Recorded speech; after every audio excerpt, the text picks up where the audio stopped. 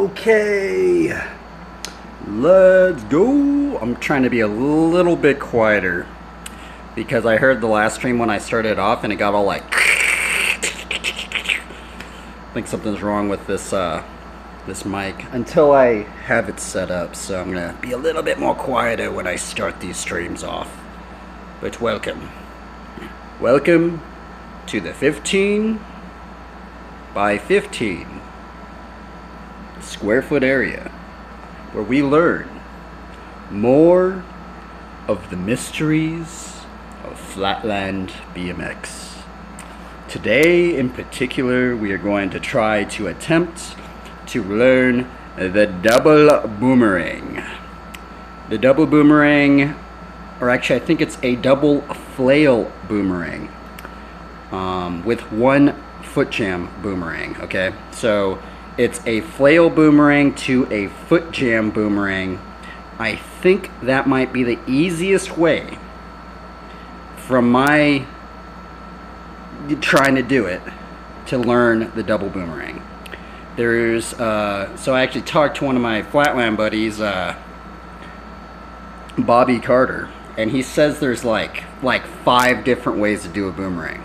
I'm like, are you kidding me? 5 different ways to do a boomerang? When you look up how to do a boomerang on YouTube or even on the internet, there's like barely any how-tos. And it's so weird that there's so many different variations of the boomerang. There's some that you do it off the peg. There's a switch foot boomerang. There's a switch foot on the peg boomerang. There's a frame stand boomerang. There's a foot jam boomerang. There's a double front peg boomerang. There is a wind sail boomerang where you don't even touch. You just go for it. And those ones I eventually want to learn because I think those ones look really cool. But yeah, it's just strange. So if you're out there and you ride flat, maybe make some how-tos on how to do these. There's so many different variations of boomerangs, and I'm really surprised that there's not many how-tos on how to do them. Especially because I see so many people doing them, right? So it's like, I mean, I guess maybe not as many people anymore, but like, I've seen a lot of flat videos, and they do a lot of them. Okay, so we're going to get into a Bible study devotional. Not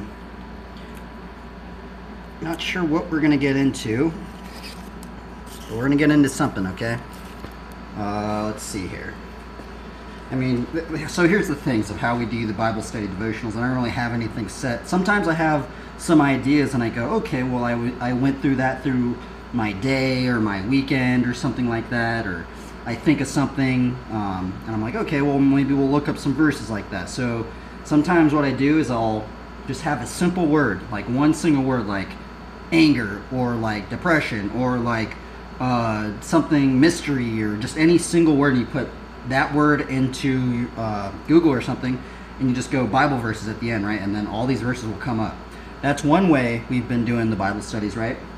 Another way we've been doing the Bible studies is we do the casting of the lots, which I don't know if actually what I'm doing is actually the way you should be doing it. I don't even know if it's actually a lot, but some people said that lots are basically just dice. So that's another way you can do it to kind of change it up. Some other ones that we've kind of been doing too is hearing other believers and seeing what they have been talking about. And sometimes when you hear some other believers talk about things, or they bring up some different verses or something like that, sometimes that gives you a whole just spurn of just different ideas and things to think about, right, within God's Word. And let's see here. I don't even know what we're going to get into today. I don't even know. I don't know if we should cast... You know what? See, this is what's going to happen. Since I don't know what we're going to get into, we're just going to cast a lot and just see what it is going to roll on, what proverb it's going to roll on. I still haven't figured out how to do it really outside of Proverbs, but I guess it's... in some degree, I kind of think it's kind of fun. I don't know, right? To me, I find it a little bit fun, like... And it's just super weird. I've been actually thinking about it. It's so strange that I've been doing these Bible studies, but it's good, right? It's just... I just was thinking about it earlier. I'm like, man, I can't believe I just been doing a Bible study right in the front of these streams, right? Because that's actually the kind of the awkward thing right now, is that I noticed that I lose a lot of followers because I do these Bible studies. And sometimes it makes me question if I should continue doing them, right? Because I do end up losing many. I've lost many followers. And I go, should I be doing these things in the front of it? But, I'm trying to, but we're told to, give glory to God and to seek first the kingdom of God. And ultimately, what does Jesus say? He says something about dusting off your feet or something if they don't receive the word or something. But I don't know. Sometimes I question myself. I go, should I be trying to maybe do it differently? But I don't know. Okay, so what are we going to do? Okay, we're doing the D20 and the D12. Let me bring this out. Let me push this down over here.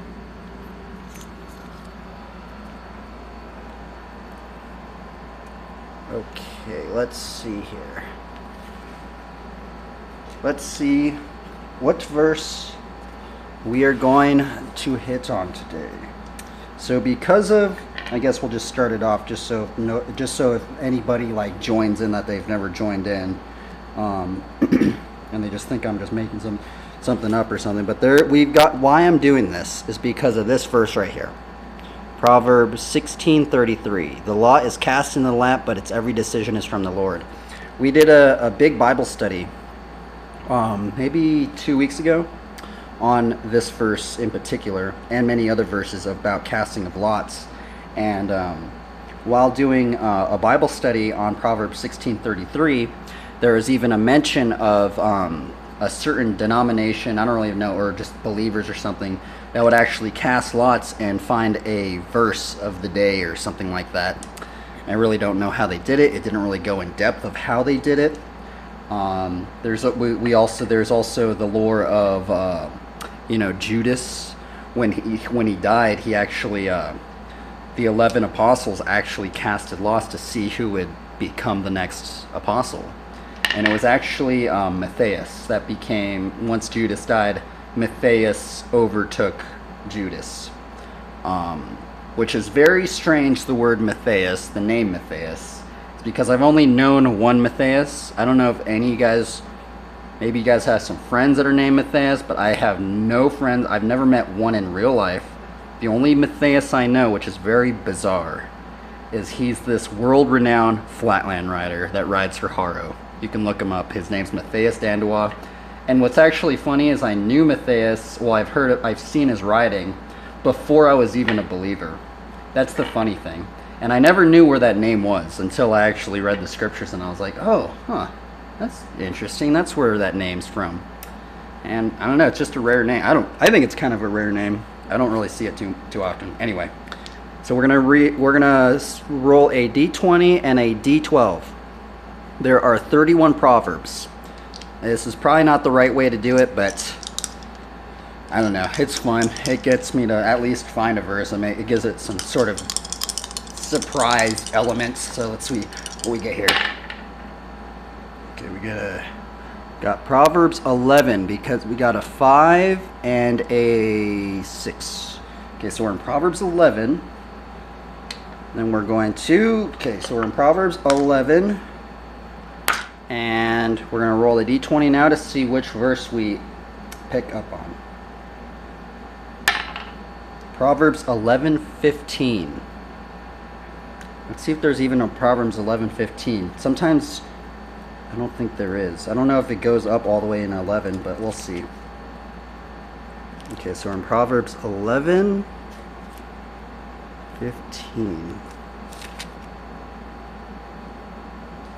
Oh, this is a strange one.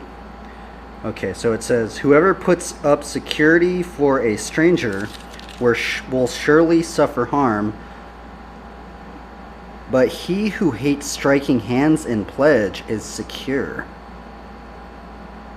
What does that mean? I literally have no idea what that means. And so here's the other thing, is we did Bible studies about riddles, right? So I think they even said something on some of the Proverbs, and a lot of things actually in the Bible are riddles. Just like this verse right here, Proverbs 1:6. To understand a proverb, and a saying, the words of the wise and their riddles. And we are actually called to be wise, right? Because of James. So we'll go into James. And James says something about asking God for wisdom. Let's go to it. It's in James 1.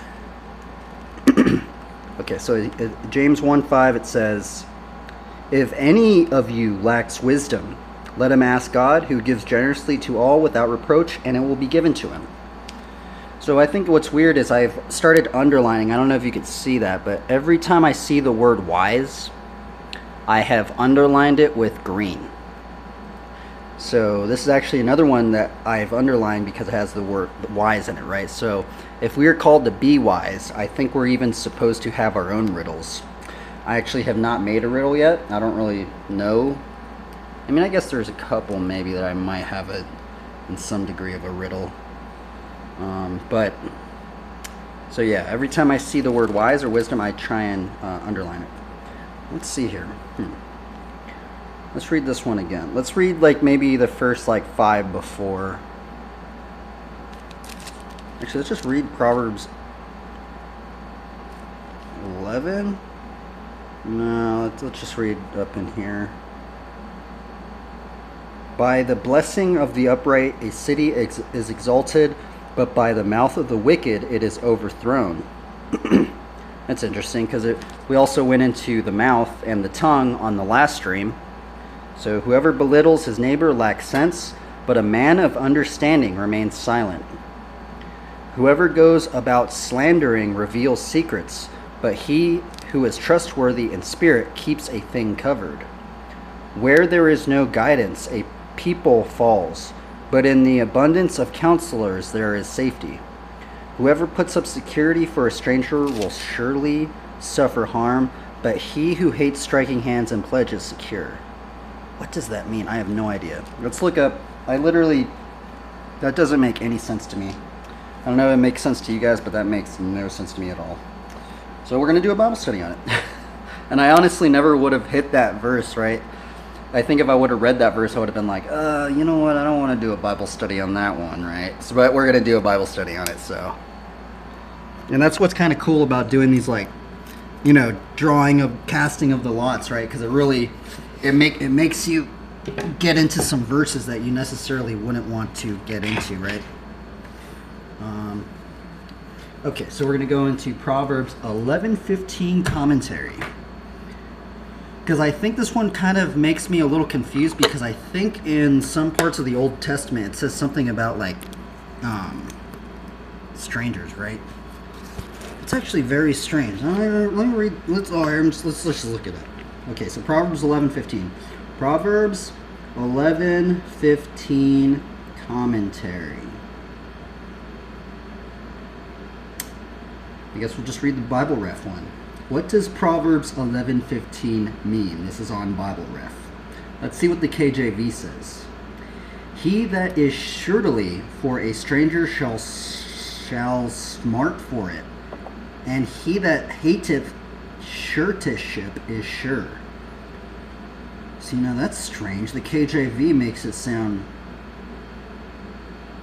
way different. Does that not sound completely different than the ESV? Okay, so the ESV says, whoever puts up security for a stranger will surely suffer harm, but he who hates striking hands and pledge is secure. This is what the KJV says. He that is surety for a stranger shall smart for it, and he that hateth suretyship is sure. Does that not sound completely different? What does the NIV say? The NIV says, whoever puts up security for a stranger will surely suffer, but whoever refuses to shake hands and pledge is safe. What does this mean? I have no idea. I'm like, what do you guys think about this? Because what's strange is because what I think is a little strange for this is because, you know, in Hebrews where it says, be not forgetful to entertain strangers, right? Be not forgetful to entertain strangers. I guess that's different than putting security up for a stranger, right? So Hebrews 13:2 says, "Be not forgetful to entertain strangers, for thereby some have entertained angels unawares," right? So some strangers, it sounds ridiculous, right? It sounds so I've actually saw a question on the internet, and they said, do angels come in the form of humans? Well, if we read this verse right here, Hebrews 13:2, the answer is yes, right? And then we also went into we also actually went into that angels sometimes answer prayers. And what's weird, because we went and the study of that is, if you want to do a study on that, it's in Daniel, right? So I think the angel Gabriel and Michael, I think, came up to Daniel, and Daniel was praying, and he got his prayers answered, or he got some messages revealed by the angels, right? And what's weird is in this verse, right? So it's always kind of strange. This verse has actually made me think much differently just about random people, like people you do not know, because I think that is what is a stranger, right? Like, what if that one person that you maybe, didn't know, or maybe even didn't like or something, what if that person was an angel, right? Like, you never really know, huh? It's just so strange to think about. I don't know what other people think about that, but now Proverbs 11:15 says, ESV says, "Whoever puts up security for a stranger will surely suffer harm, but he who hates striking hands and pledge is secured." Now, see, I guess the weird thing is so if memory serves me right from what I've heard, is that the devils were once angels, right? Or demons. KJV calls them devils. And was it something happened where the angels came down to earth? Like 1/3 of the angels followed Lucifer or Satan or something, and then they just started mating with the humans on earth, and then demons and devils started to spawn from that. Is that something that happened? I think I've heard somebody say something like. I take that with a grain of salt. I don't know if that's actually. I really don't know too much about that, but I've heard numerous believers say something like that. So I'm kind of wondering. Okay, so if a stranger can potentially be an angel, do you think maybe a stranger could potentially be a devil? And maybe this verse right here is saying, if we're putting security, imagine we put all our security in somebody that we didn't know, and that person that we didn't know maybe was potentially even a devil or something like that, or But then it's strange, because we also went into, because of Hebrews 13:2, it says, "Be not forgetful to entertain strangers." In many of the other translations, it says hospitality, right? To show hospitality, to show kindness, and help them out and stuff like that. But it's also weird, because when we looked into the word of entertain in the KJV in Hebrew, the word entertain and hospitality it was almost like a combination of the word. So it's kind of weird, because it's weird. It's how are we to even try to entertain strangers, right? I think that's a strange thing. It's also showing hospitality, but also entertaining a stranger, right? I think that's something maybe that is just weird to think about, right? Just entertaining strangers, right? Because you even think of in some degree, maybe like most street preachers and stuff, right? Some of them are very turn and burn and stuff like that, but sometimes you really think that they're really maybe entertaining people, or are they maybe repelling people away, right? Because if we're called to capture souls, I don't know. You take that with a grain of salt. I really don't know what to think about that, right? But okay, let's read a commentary on this. That was literally my thoughts of this verse. That's my opinion before we get into the Bible verse. I don't know. That's what I had to think of it. But let's see what the actual Bible ref says about this verse. Okay, what does Proverbs 11:15 mean? Scripture does not say that all forms of lending are wrong. Rather, it points out the risks involved. In this verse, Solomon is specifically warning his students not to co-sign a loan or take on other debts or obligations on behalf of a stranger. He had previously addressed this issue in chapter 6, but the mention of it again shows the seriousness of transaction if the first party to loan reneges on his obligation to make payments. The cosigner is held responsible. This responsibility might bankrupt him and might cause him to lose all his possessions. Proverbs 22:26-27 likewise advises, "Be not one of those who gives pledges, who puts up security for debts. If you have nothing with which to pay, why should your bed be taken from under you?" Solomon points out that there is safety in avoiding co-signing altogether. It is always wise to acknowledge God as the owner of all we have. We are simply stewards of what He has given to us. Therefore, we should be careful to use our funds in a way that He directs. So, what is that? Did that just say we are to be very, very careful about going into debt or something like that? Or am I wrong?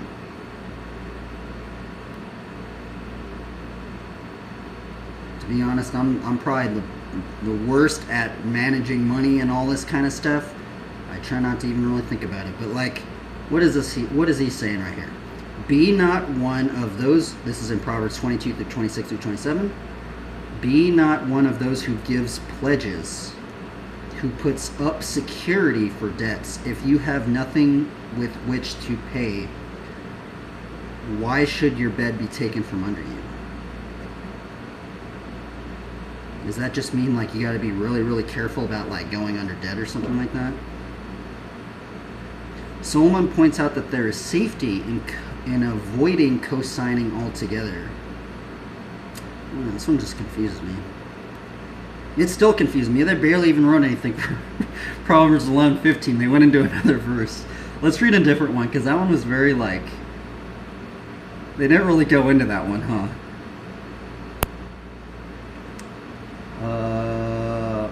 Wow.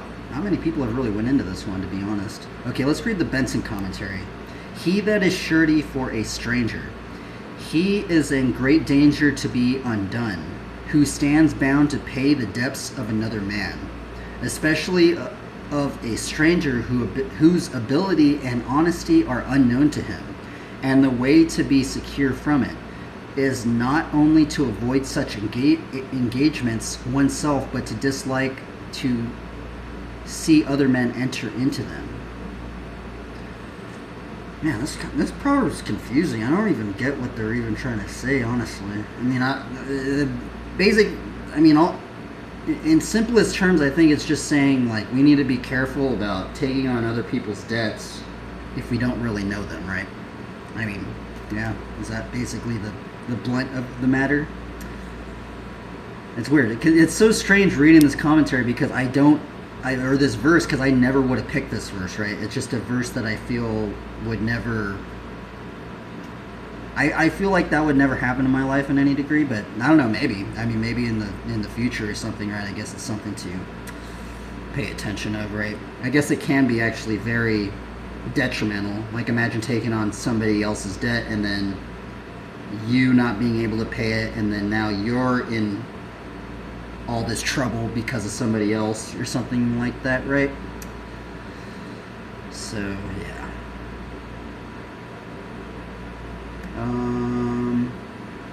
Okay, this one kind of went in. Gill's exposition seems like he went in the most out of let's read it. He that is surety for a stranger shall smart for it, or in breaking shall be broken, ruined and undone. He engaging or becoming a bondsman for one whose circumstance he knew not, and these being bad bring a load upon him, such a heavy debt as crushes him to pieces.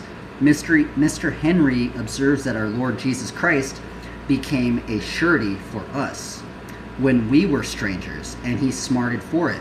He was bruised and wounded for our sins, but then he knew our circumstances and what the consequence would be, and became a surety on proposed to pay the whole debt and set us free, which he was capable of doing, without being broken or becoming bankrupt himself. For he was not broken, nor did he fall. Isaiah 42:4.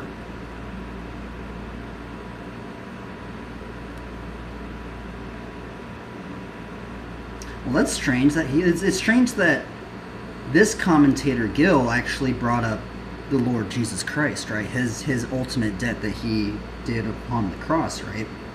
That's actually very interesting because look at, I just read 2 other commentaries and they did not bring up anything like that, right? Isn't it strange that this one person did that and like the other commentators didn't even bring it up? That's just kind of strange, huh? But I guess certain proverbs just hit people differently, right? I mean, when I thought about this proverb, I thought about the angel verse, right? And none of the other commentators brought up the angel verse, right? So I don't know, like, you know, I guess everybody has their own take on, you know, certain combos, right? It's just like finding a new combo, I think, right? Anyway, I guess that was the Bible study today. Sorry, it wasn't as in-depthful as the other, you know, commentaries that I've done, but it's good that we did at least a commentary. This commentary actually seems very challenging, because I know it's a little bit challenging because when I looked up that commentary just now, there wasn't many things written on it, right? Like, it seemed like nobody had that much stuff to, you know, because some verses I'll look up, there are literally pages and pages and pages, just paragraphs and paragraphs and paragraphs of just like that one verse, right? This one was just like, whoa, man. It's a little hard to do, right? But we tried to take it on, right? Definitely a verse I never would have picked. And I guess that's the one. So ultimately, what do we got to remember? From what I got out of that verse is we got to be careful of strangers. And especially if they're trying to put you in debt or something, right? Like they're just going like, hey man, yeah, right. I guess just be wary of the debts and be wary of trying to take on the debts of others or something like that. Ultimately, I think that's what what that verse meant, right? Because who knows, maybe that could even be a trap, right? Would that potentially be a trap? I think that could potentially be a trap.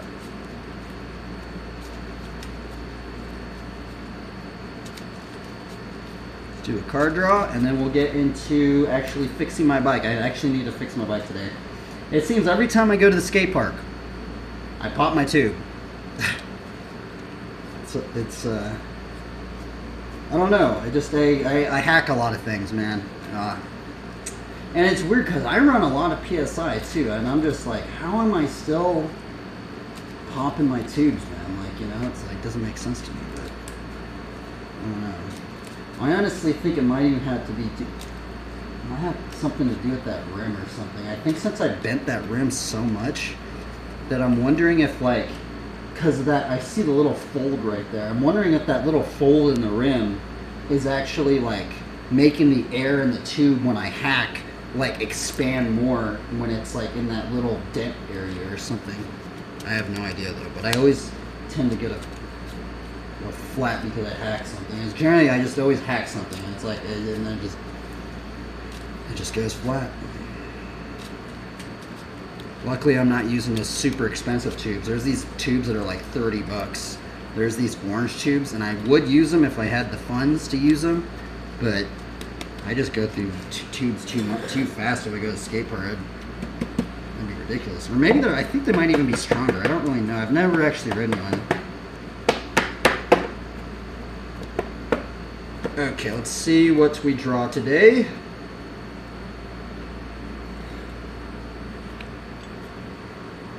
And honestly, I don't have much time to ride today because I'm actually going to go meet some buddies at the skate park. But we're still going to do a little bit of riding in here. Okay, so about an hour or two or something like that. Oh, gnarly. First card of the day. Hollowed ground. And like I say this just because nobody's been in here. So far, this is the only MTG card that I've found with a cross on it. Coincidentally, it's very strange. I think the strangest part about this card is that I think, like, if we were to go up and be like, hey, can you guys make a card like this? Like, literally right now, they'd be like, no, it has a cross on it. Yeah, that's going to cause too much controversy within our modern society right now. So, yeah, we're not going to allow this artwork on this card. But in 1995, it was okay, right? This is when this card was released, was in 1995, and I'm just... And what's funny is, now that I think about this, is it's just funny because this card was released in, 1995. And what's funny is, one of our friends, he's really into, like, old hip-hop, like, rap, right? Like, some famous songs that I'm pretty sure most people have heard, right? And you know when you have heard a song so many times, but you've never seen the music video? And then you see the music video and you're like, what in the world? That's what the music video is like? You know, have you ever... I know everybody's kind of... Well, that's happened to me many, many times. And what's funny is that what's very strange to me, actually, just mysterious, is a lot of these songs that I've heard, that I actually heard a lot growing up, right? And then I actually saw the music video. I'm like, dang, bro, they're all... Dude, there's so many crosses, bro. They are rocking crosses like left and right in the 90s, bro. That's probably why they allowed this card. That's probably why they allowed that cross right there on that card. But I feel like nowadays, man, I feel like so many companies, man, they're just like, nah, dude. Cross, nah, man. We can't put that on our stuff anymore. You know, isn't that weird? Is that just strange, or do I don't know. I think that's strange. Anyway, second card, Celestial Ancient. Man, the artwork on that thing's crazy. Okay, third card. Ooh, we might get to play it today. Got a Plains. Fourth card. Ooh, we got the Pegasus.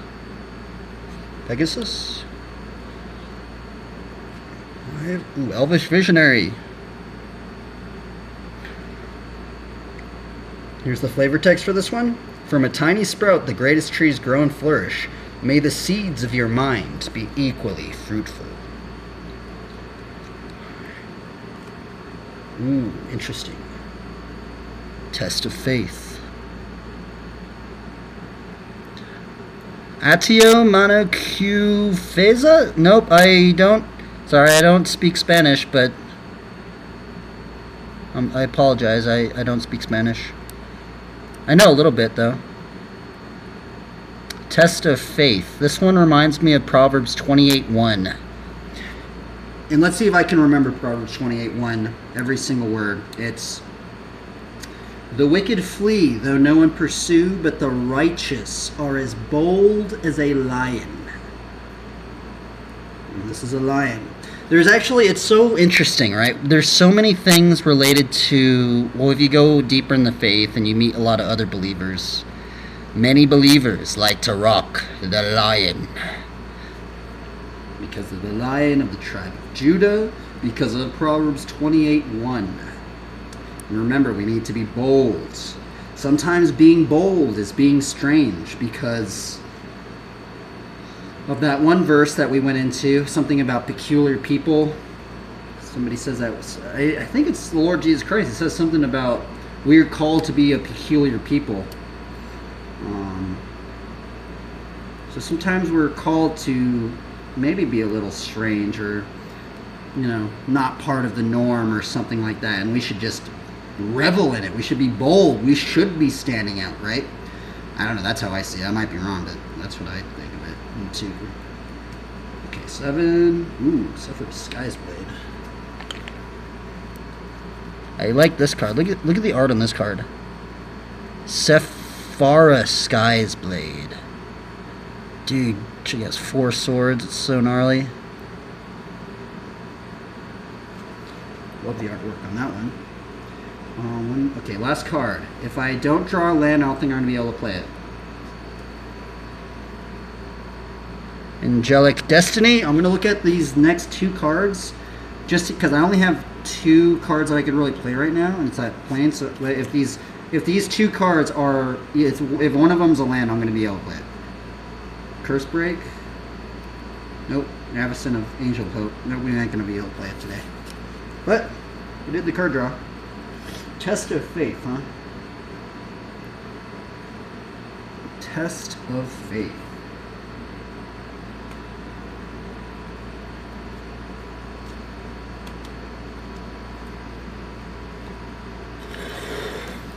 Okay, let's get to fixing the bicycle. I need to fix my brakes. I need to do some bike maintenance stuff, especially because I'm going to this little bit gnarlier of a skate park today, and I need to make sure that it's running very smoothly because I don't want to fall or something.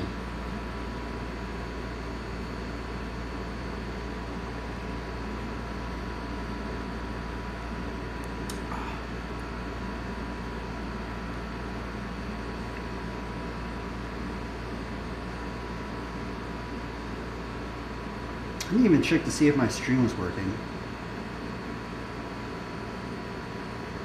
Bro, I don't even think my stream's working.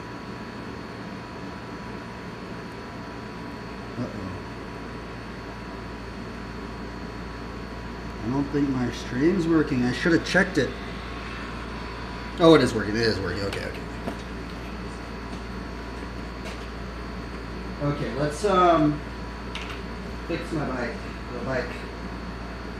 So we need to fix the tube. Fix the tube, and I need to fix my brakes.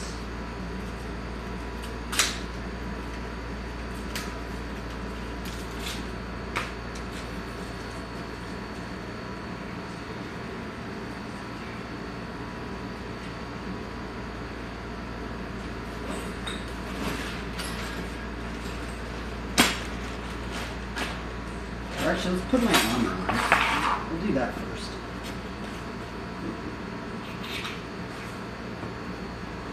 Do some stretches on this. Make sure I can hit this.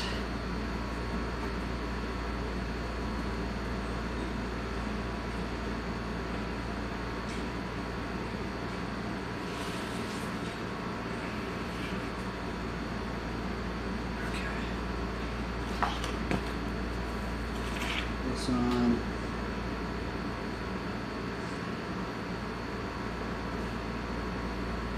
And we're going to try and learn backyard no-handers and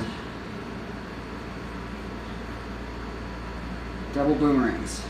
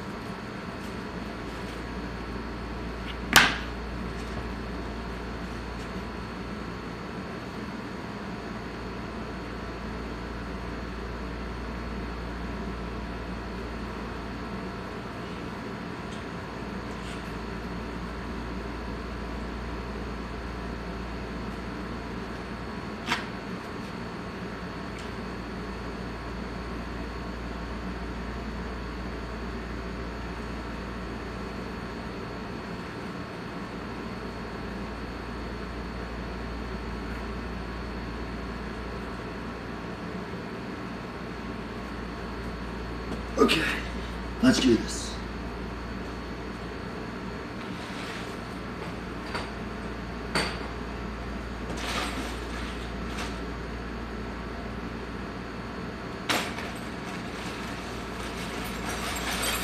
Fix that too.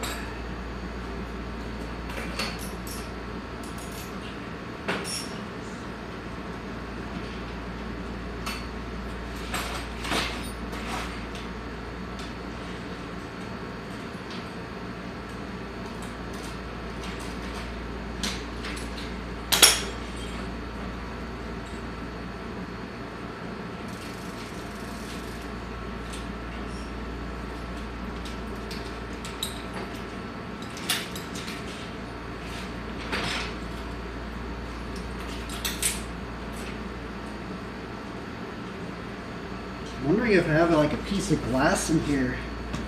I was riding this bowl. There's some glass piece. I thought I picked up all of them, or swept up all of them, but I'm wondering if a little piece of glass got in here. Let's see if I can find anything.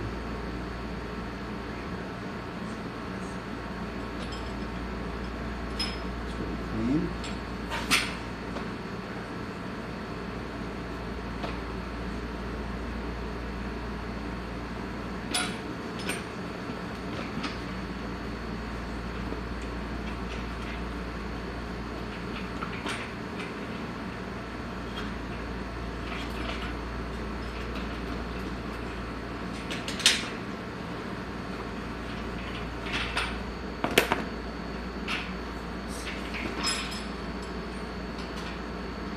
Sometimes I wonder if that's also what pops my tube so much. I have a little thorn in here. It's like I just hack. Oh, see, I do feel a little thorn in here. I found one right here. See, I'm glad I did that. So what I'm doing is I'm running my hands through the tire, and I just found a little thorn right there that I was feeling. And I think what's going on is sometimes, like, another one. I think sometimes what's going on, why people pop the tires so much, is that there's little thorns sometimes that get caught in your tire, and then when you hack on a quarter pipe or something, that little thorn just gets stuck in even more, and then your air like gets released out of that thing. So just checking it.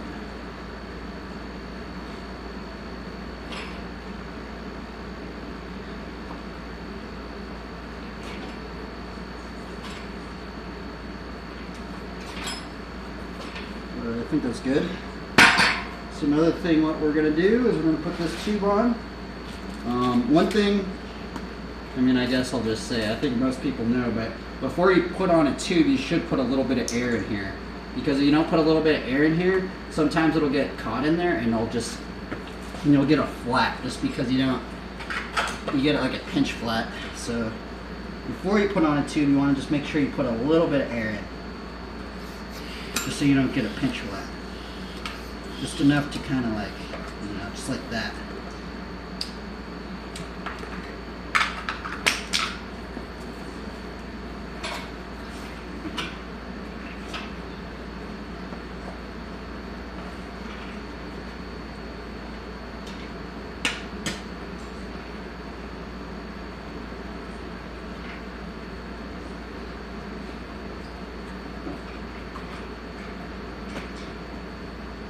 Ooh.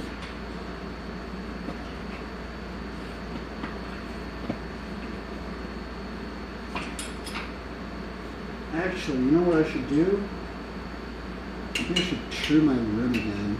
That's okay.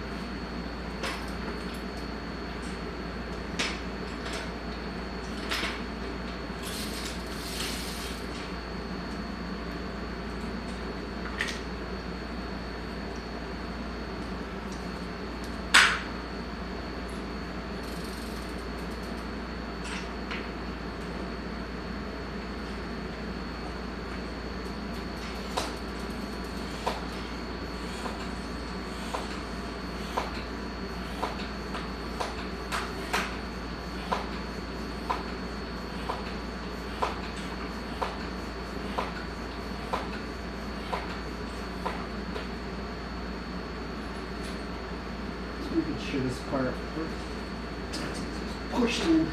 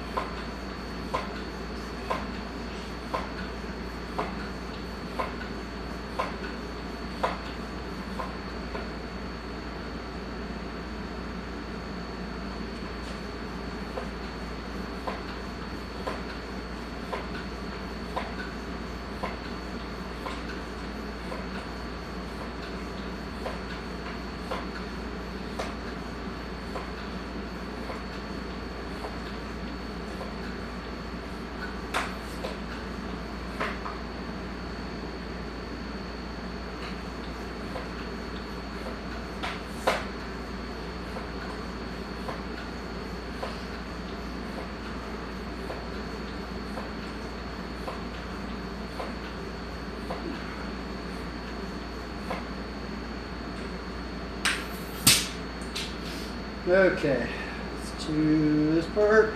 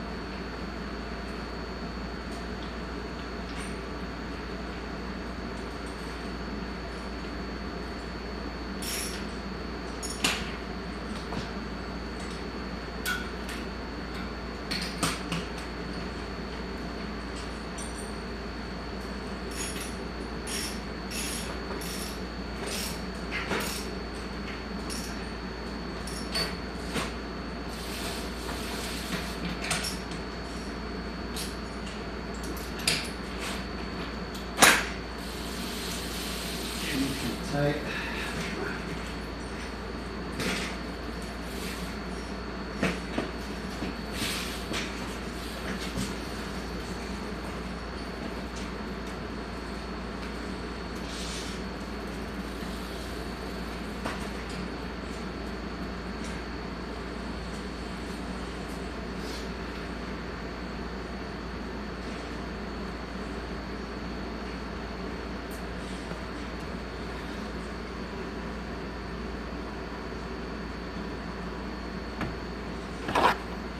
I forgot, I gotta fix my lever too.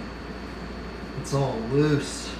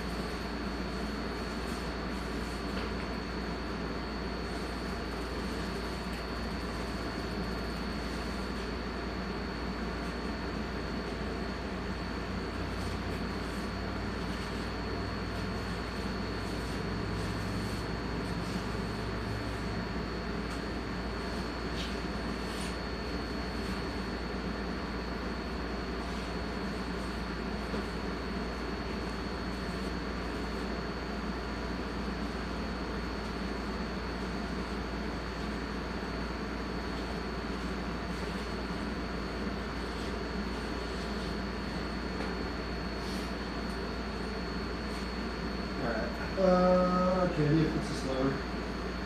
See if it loose.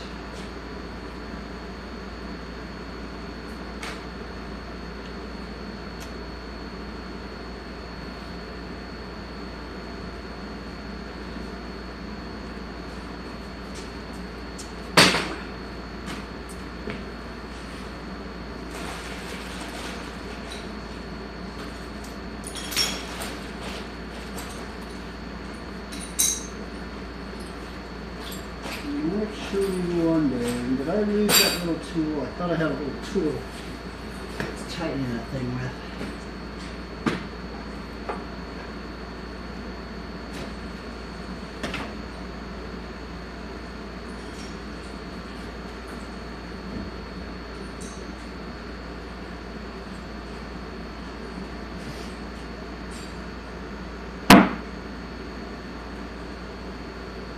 I think I keep stripping out these bolts on this lever.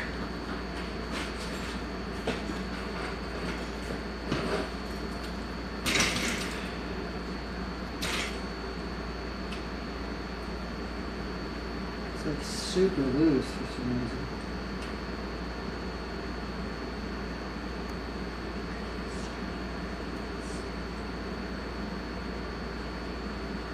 It's absurdly loose.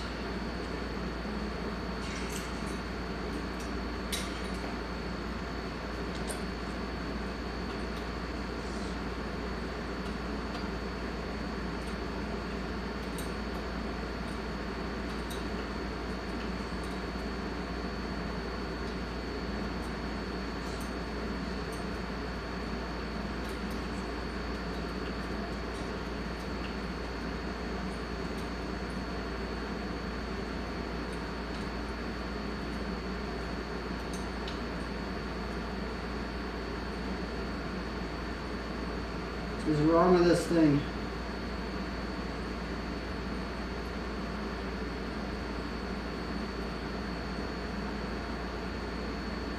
Huh. These things get like stripped out, I don't know why.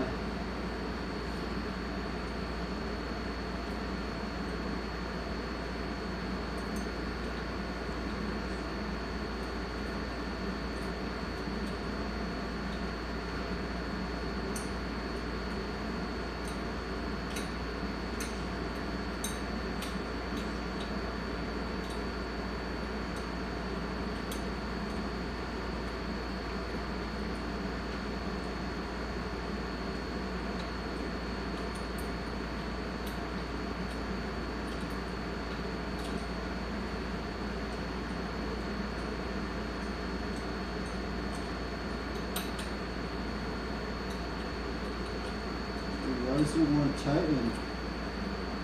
It doesn't make any sense to me.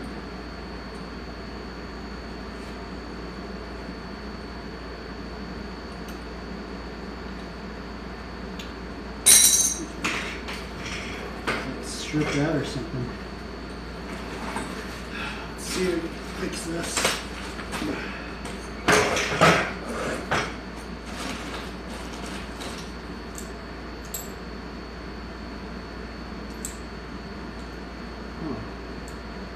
I'm wondering if I could just use this one in there. Let's try that one out.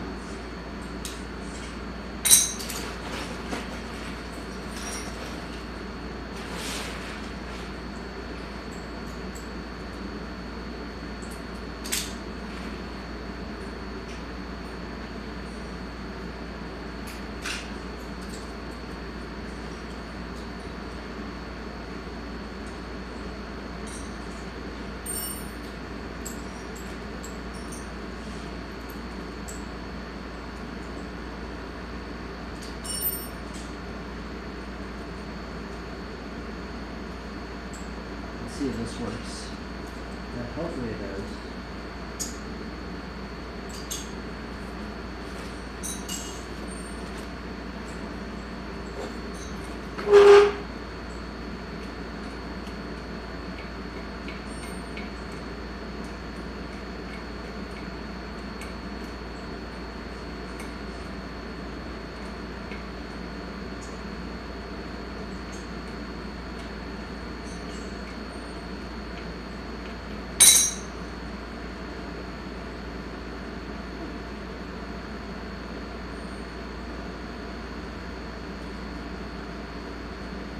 I think those bolts like are stripped out or something.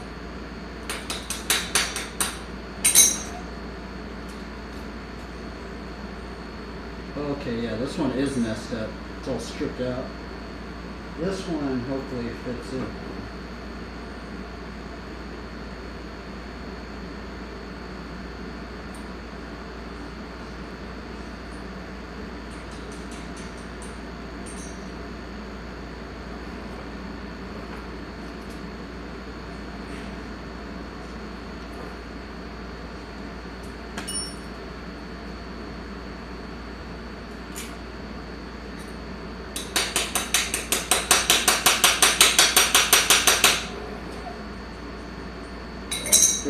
fit.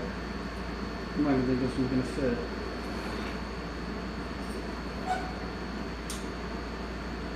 Oh, it is. It is.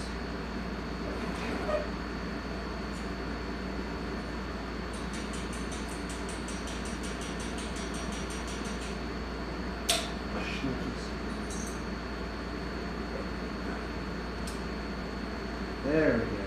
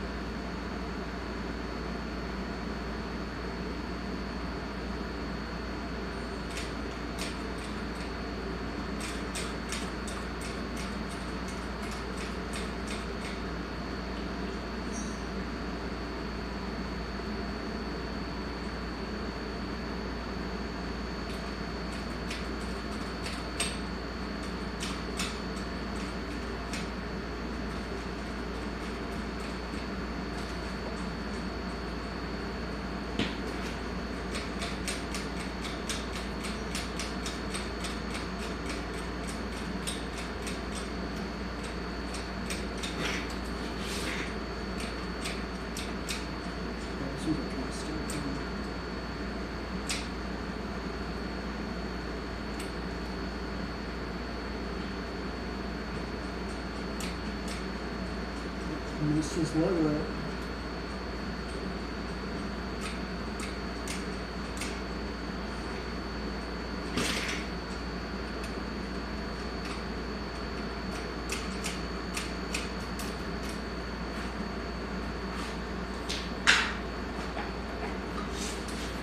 Okay, what's wrong with these brakes now? Okay, I need to tighten that. Sure.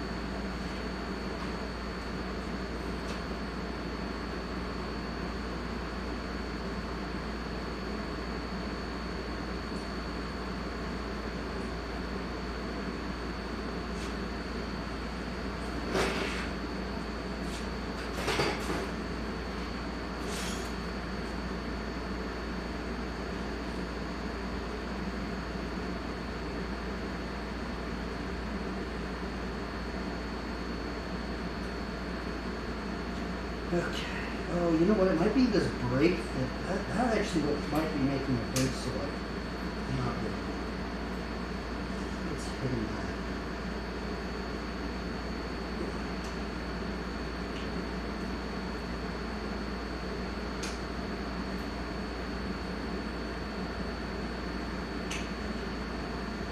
That is what it is.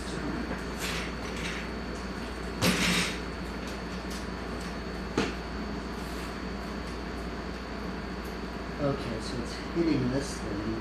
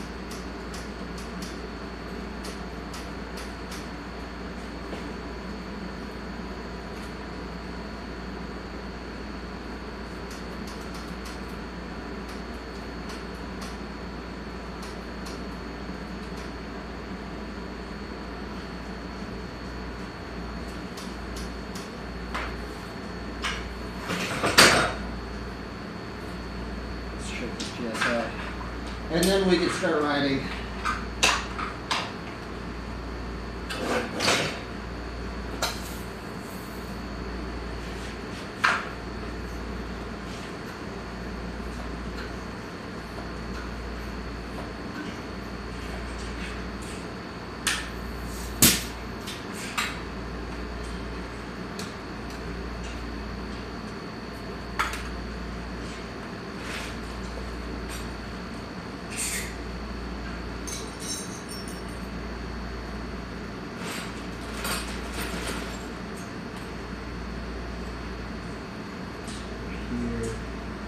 I don't want to mess that up.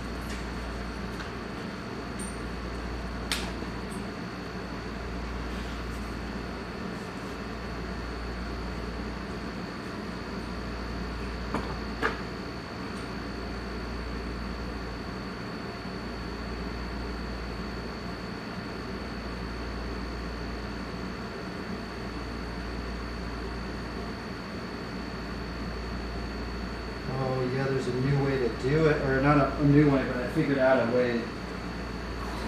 There's another way to do it. The backyard. Okay, let's do some backyard. Backyard no-handers.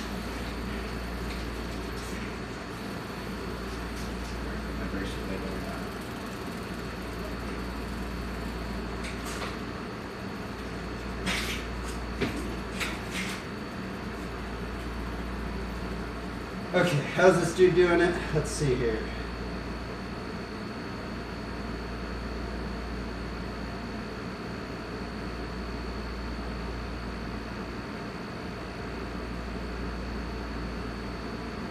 Okay, that's what he's doing. Okay. So there's actually a foot jam tail whip variation of the backyard. I wonder if it's doable. So they're going like this. They're doing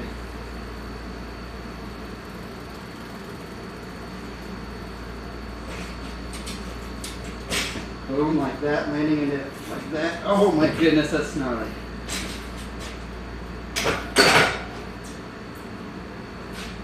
So that's the new variation that you can do. You can do a fire hydrant into the backyard. There's another ride-in,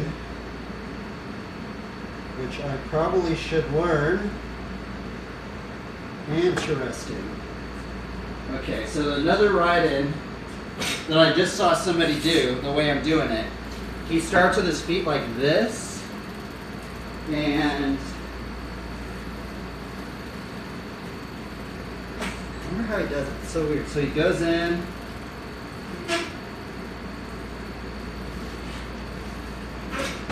How's he doing it? Let's see here.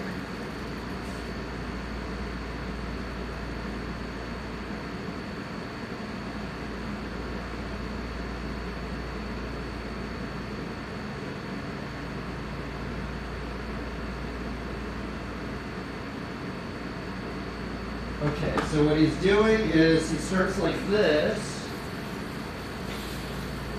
He puts his foot on his tire like that.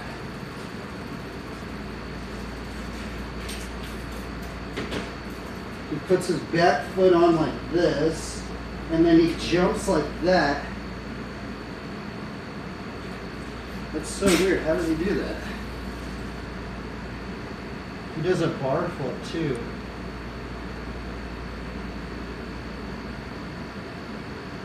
Dude, that's gnarly. Okay, so you go in like this. That doesn't make any sense. He does a bar flip. So he goes like this. Does a bar flip. And then goes into it like that. Dude, that's gnarly, bro. That's harder than the way I'm doing it. I thought it was going to be easier, but it's actually harder. Let's try it again. So, you start like this. I don't even think he does an end it. He goes like this. He goes, lifts up, puts his back foot on the tire.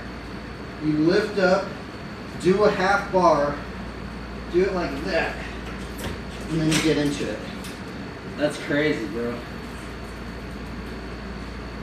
That's gnarly, dude. I don't even know how he's doing that. Alright, so you start off like this.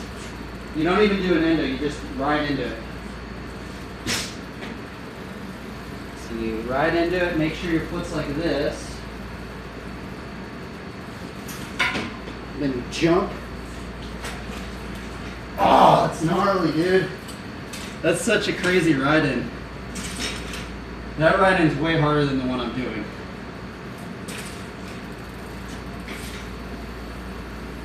Dude, that's crazy, bro. I didn't think there was another ride-in for this trick. See how I get a good angle of it. So it's this. It's just right here. Oh my goodness, let me jump.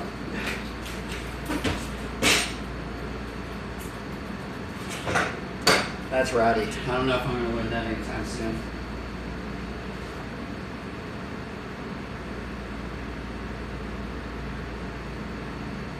Okay, there's the other one that I kind of wanted to learn.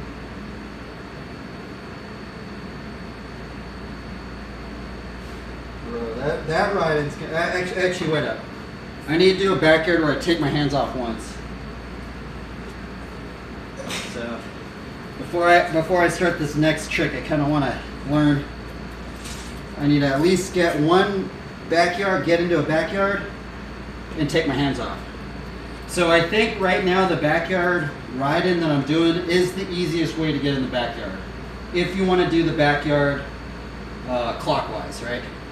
If you're doing it counterclockwise, the best way to do it is from a gyrator.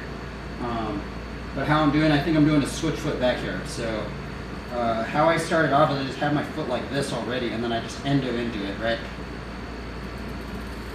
I think it's the easiest way to get in the backyard, but for a counterclockwise backyard anyway. Or a clockwise backyard.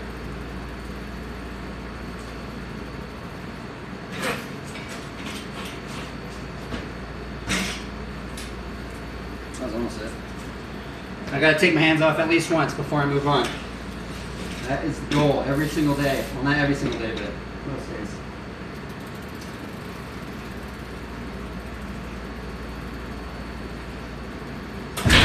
Oh no! It broke my bike. No! Everything broke the barrel adjuster, bro. I just broke it off. Dude, why am I always breaking something on my bike? It's like I fix one thing on my bike and something else breaks, man. And I've never broken a barrel adjuster like that. I literally just broke that thing straight off. That was really weird. And I'm glad it broke right now instead of at the skate park.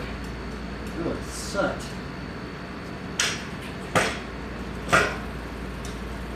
Okay, let's see if I can fix this now. Now the barrel, half of the barrel adjuster is stuck in the lever.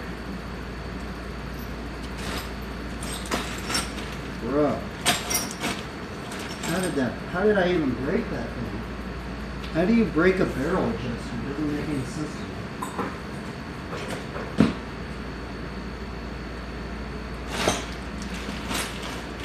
See if I can get it out.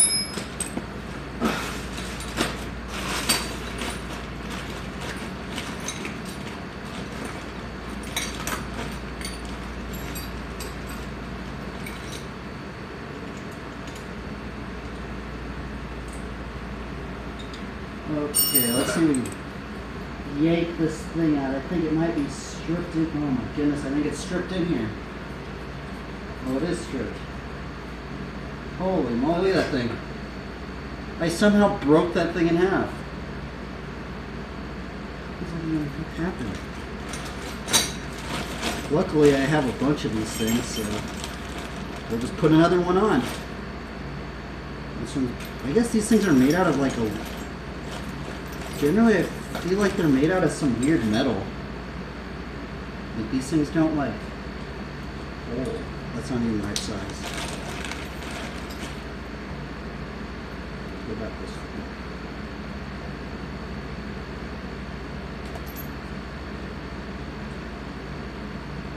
I think this thing might work.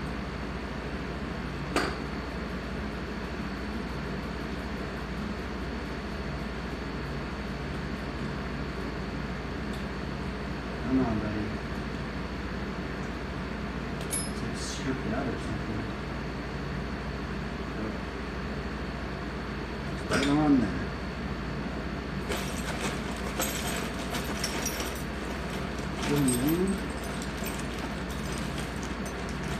What about this one? That one's working.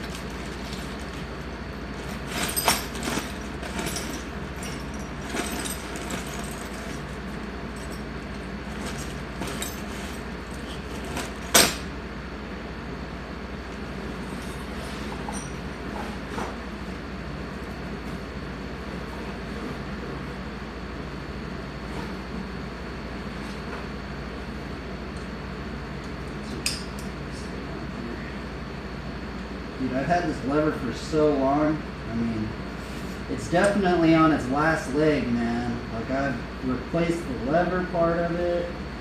This thing just broke off. It's not even working anymore. Dude, that thing's like totally stripped out. It's crazy. You know what I'm gonna do? I'm just gonna hammer this thing on.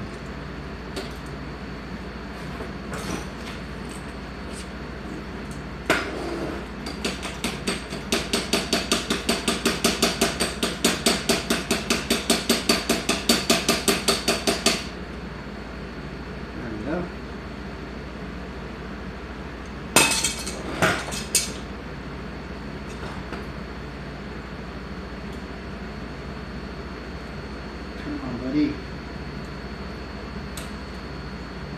There we go. Boom. It's a little janky, but I think it's going to work.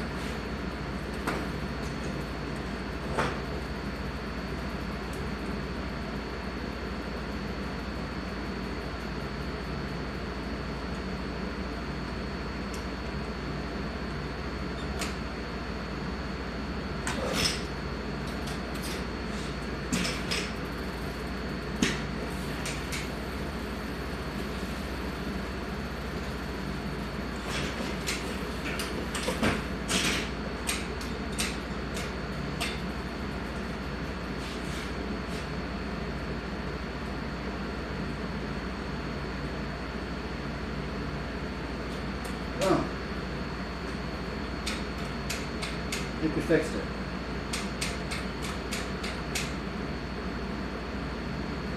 That's generally why people don't run brakes, because you gotta like fix them up all the time. Or I do anyway, but... Oh well, it's worth it to run brakes, I think.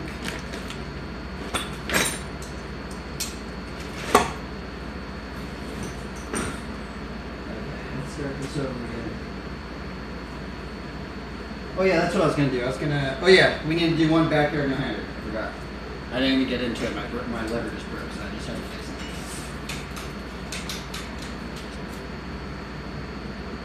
One backyard no-hander where I at least lick all my hands.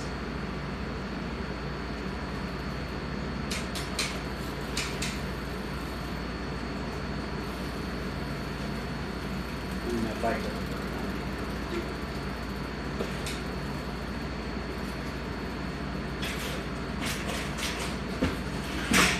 At least one attempt right there. Let's do another one.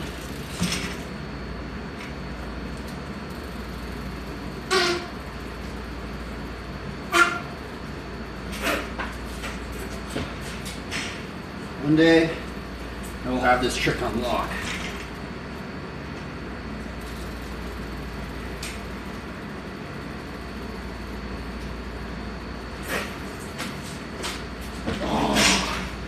Freaking hard, man.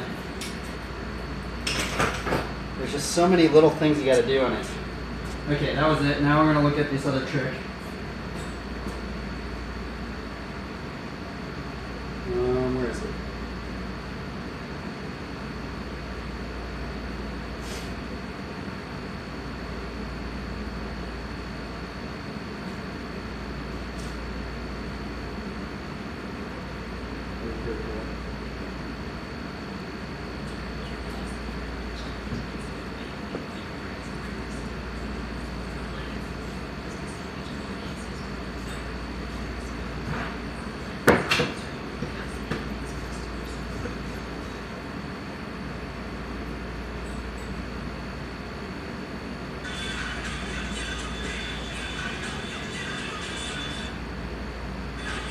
Okay, what is he doing? He's doing...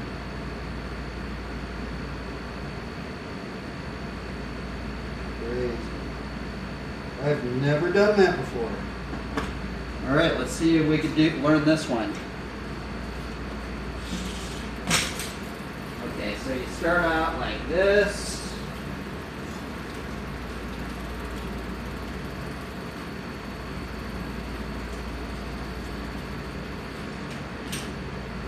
Then you go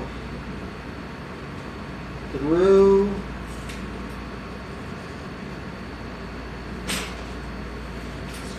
Let me see where it's cranked at.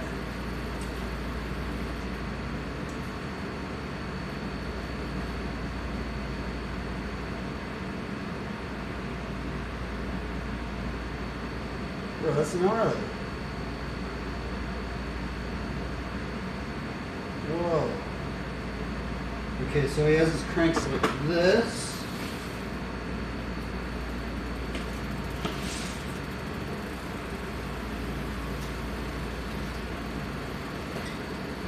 And he goes like this.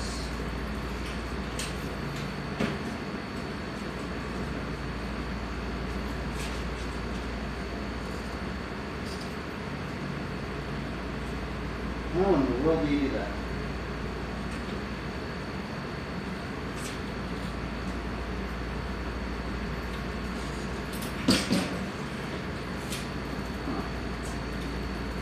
Doing it wrong. Endo, put your foot through.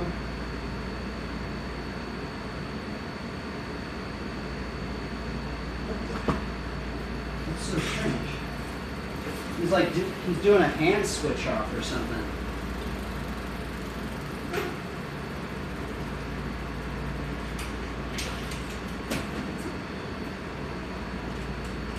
How in the world do you do that?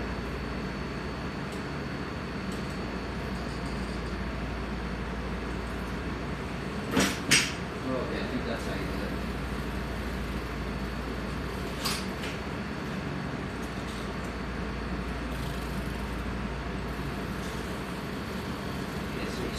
off like this. Do an endo. Push through. Half bar. Go around.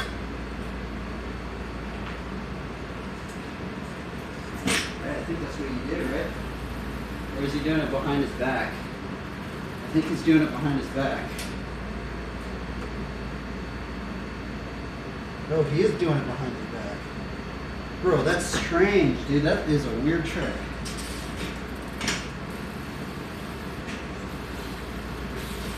So start off like this.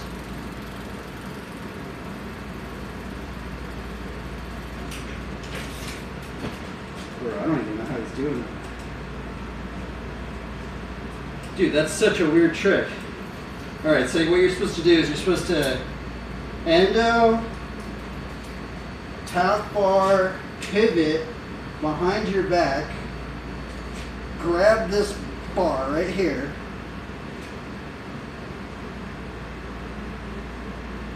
and I think you just, oh, I think you pivot like this, and you do a 180 thing, like that. Dude, that's gnarly. What in the world? Who invented this trick? This trick is crazy, bro. Oh my god, I don't even know how to do it. What in the world, bro? That is so insane. That's like a freaking body burial right there.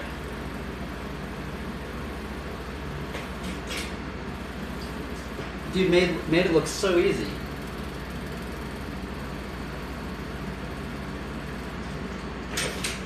Oh my god, I don't even know how to do it.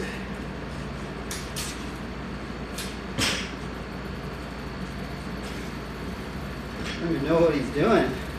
He's doing something like this. I know I'm somewhat shiny at close, but you go up, do this weird body burial thing.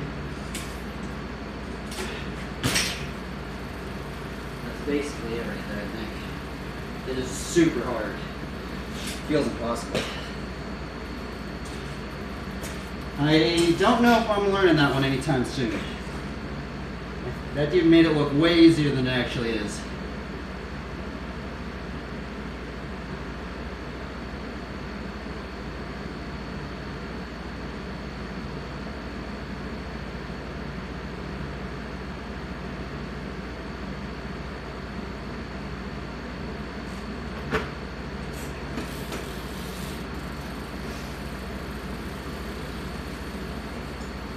Okay, what am I working on? I don't even know what I'm doing anymore. Okay, let's do the boomerang. I'm gonna do trying to learn the double boomerang thing.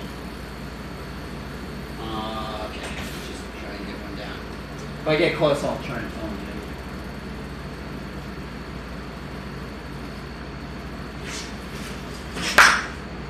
Okay, so what I'm gonna do is I'm gonna do that. I think you can even do this. Just chill back on here.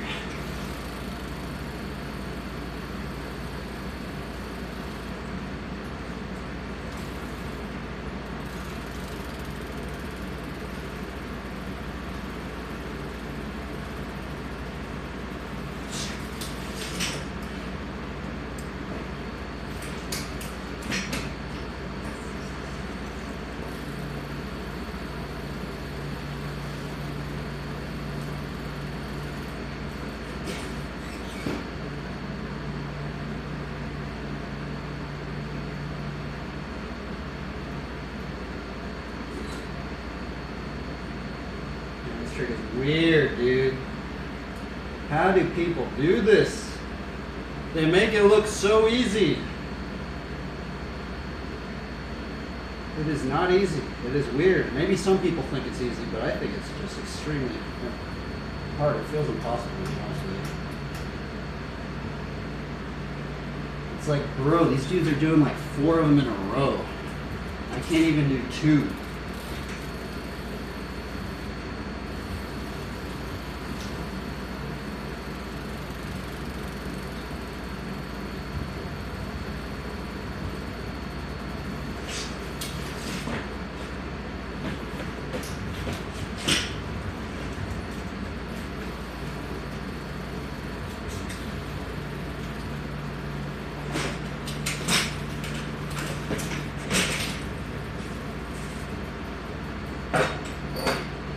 thought I was going to be able to run a shirt in here. I was trying to sweat like crazy.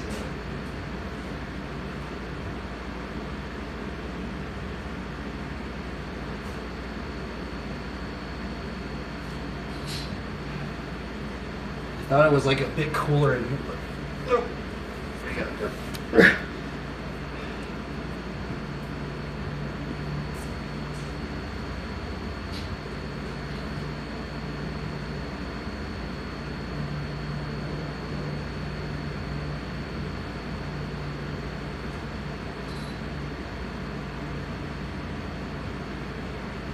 All right, let's see if we can land a boomerang thing.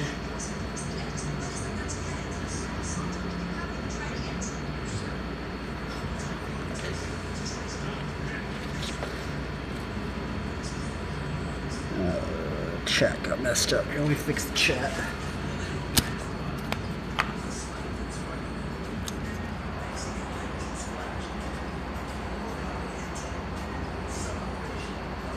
Oh, somebody raided me.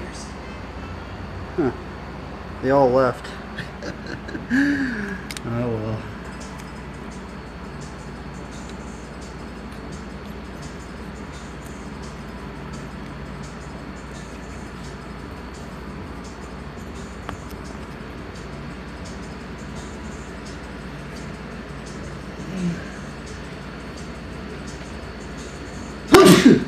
Excuse me. Oh, I need to take my allergy medication, actually. Here, I'll be right back. I need to take that.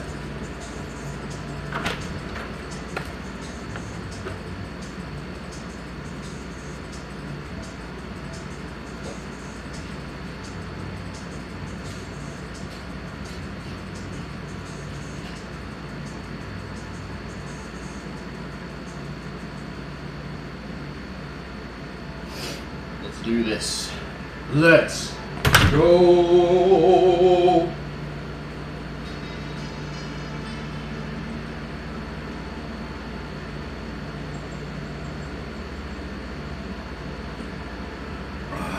Double boomerang. Let's do this. Double boomerang. We have never landed this before. I haven't either anyway, but people are doing like 4 of them in a row. I can't even do 2.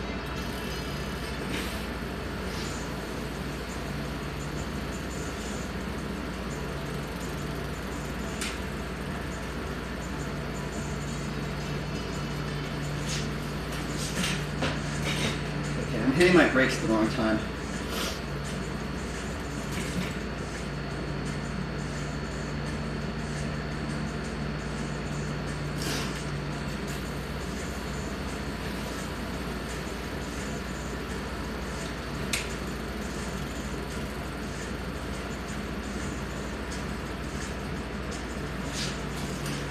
Oh, come on.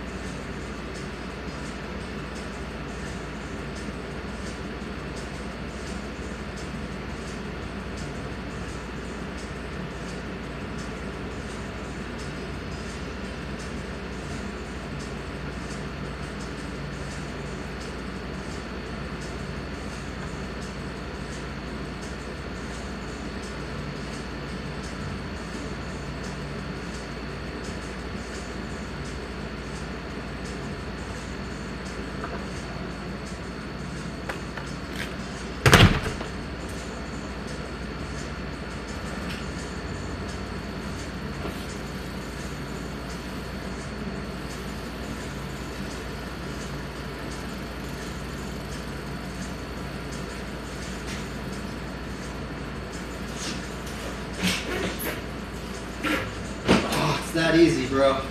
It's just that right there. I just gotta do everything right. Like, I feel like it's really, I don't know, it's such a strange trick.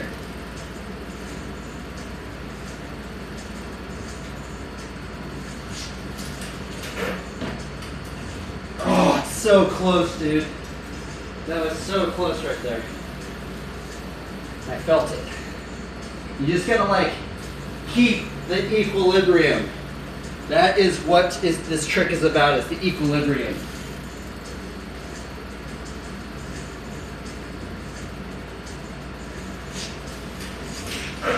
Oh my goodness, that was it. What did I do wrong? Darn, dude. Watch, one day we're gonna have this on lock. It might feel impossible right now, but we're gonna learn it. Oh my goodness, bro, I'm so close. What am I doing wrong? I'm putting my weight. So how do I get cut? Oh my goodness, that was it. I just get like random cuts.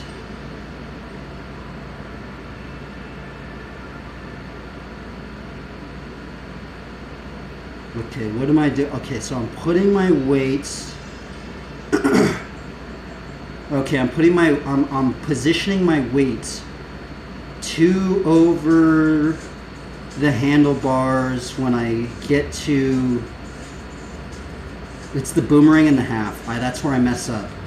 So when I do the next spring off of the boomerang, I need to make sure I have my weight in the back, because my weight is in the front and it's causing me to, bro, that is a crazy looking trick. I think it's crazy looking. I don't know. It's weird because they look really easy, but like they're not. I don't think they're easy anyway. I don't know. That's the weird thing about this trick. Why is it blurry? Come on, buddy.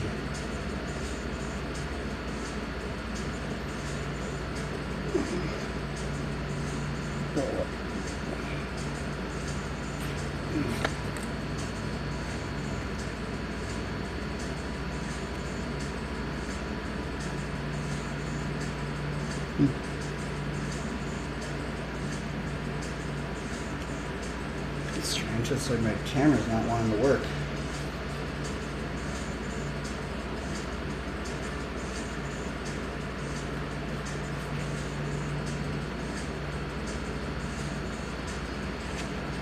What the heck?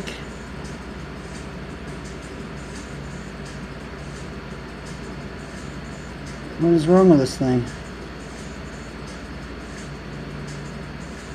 Oh, my camera's like broken.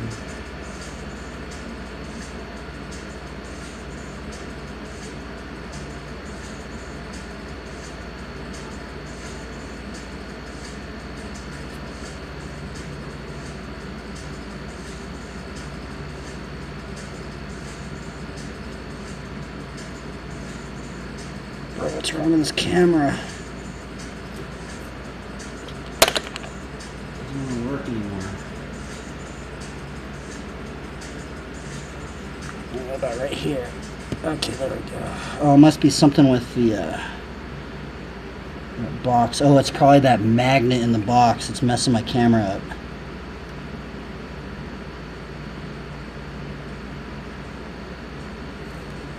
Okay, let's do this.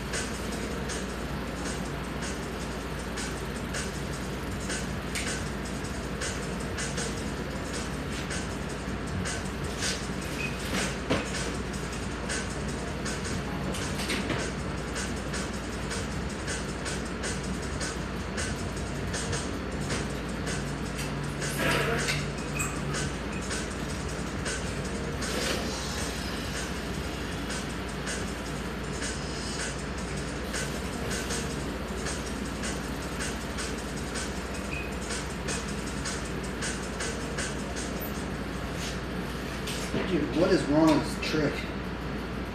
What am I doing wrong? It feels so weird. It feels like every one I do is like different.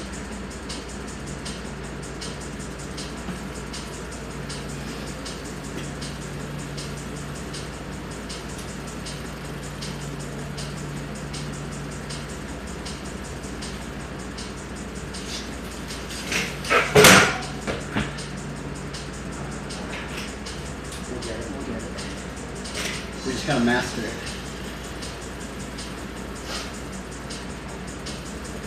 It's just the equilibrium. You have to remain equal during the whole thing.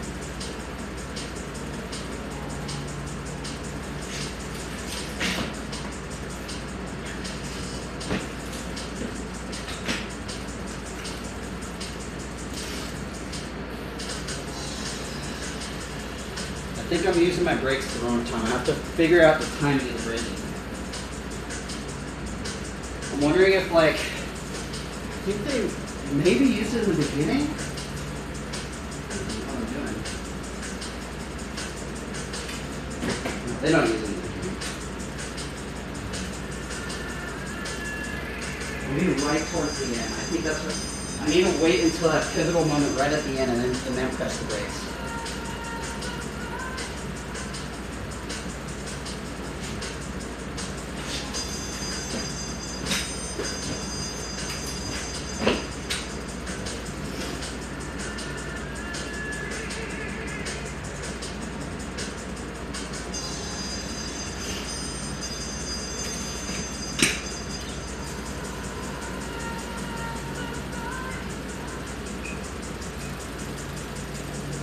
Alright, let's just do some singles, some single boomerangs, and then that's what I probably should have done. I should have done some singles and then get into the doubles.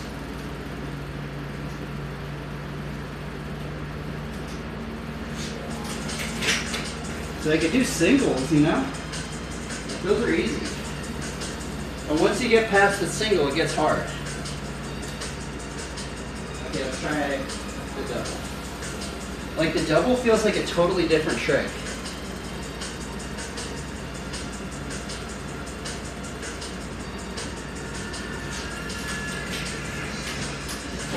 Oh, I almost did it, dude. That was so close. Oh my goodness, that was the closest one I've ever done. Right, dude, it's going down. I was so close, I should have just put my foot on the pedal.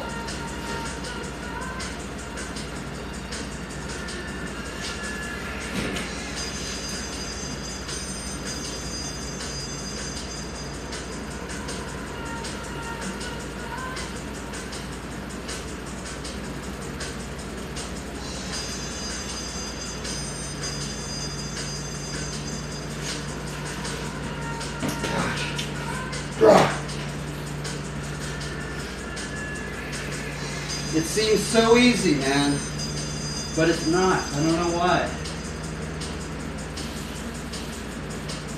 Maybe I just have a hard time with this trick, though.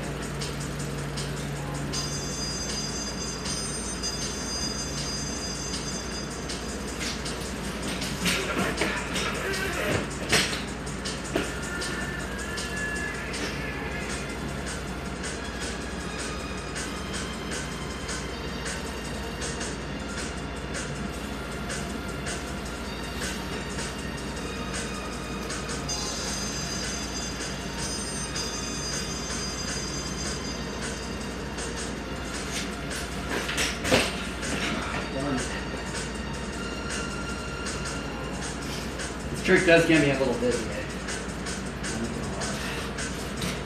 Does get me a little dizzy.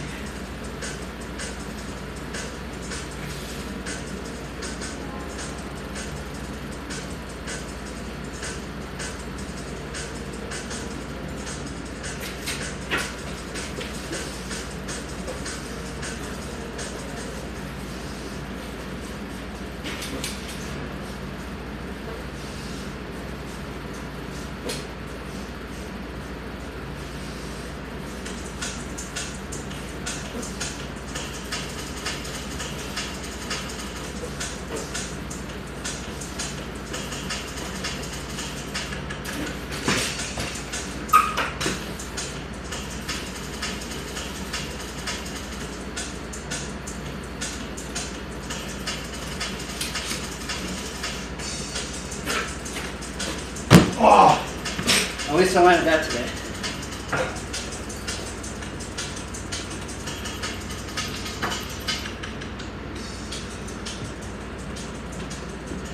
You did?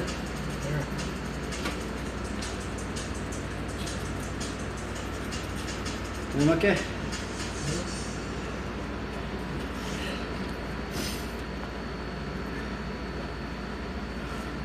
Hope I landed one thing today. Let me stream mark that. I'm gonna go to the skate park in a little bit, okay? That's fine. I might leave pretty soon here. The toothpaste is open.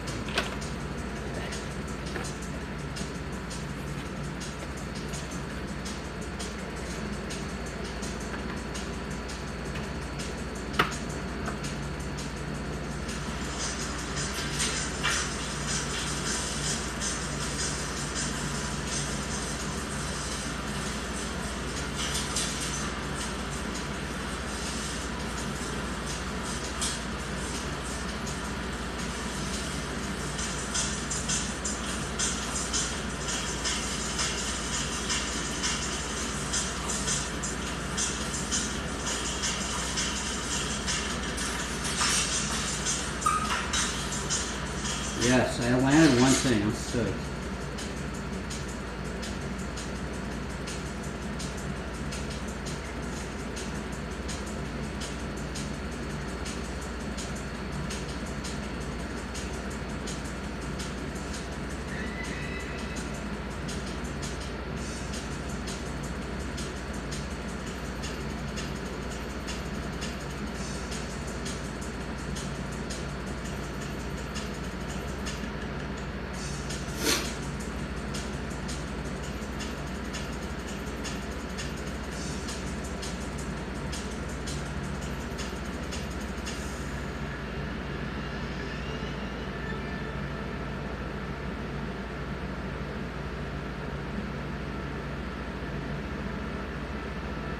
Well, guys, I think it's about time for me to end the stream. Sorry, the stream's going to be a little shorter.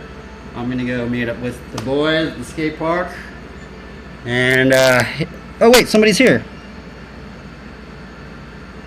How you been? Bro, look into Speechcraft, speech chat. It's completely, oh, it works on mobile, huh? Hey, huh. Speech chat. Here, I'm gonna look it up right now. Speech chat. Is that where it like says it out? So that would be better because then I could see it. Lately, Twitch has been having a problem. I can't load my my stream on my my iPad. So, because normally I could see the chat. Normally I could see the chat because I have my stream open on my iPad generally, but Twitch has been having a problem for like a week now where some of the streams aren't loading. So I don't know what's going on. Something on their end, but generally I could see the chat, but just as of these like this past week I haven't been able to see the chat that well. I have to go behind my phone to see the chat. Oh, that's cool. Anyway, man, I'm going to end it on a Bible verse, and then I got to get ready to go to the skate park.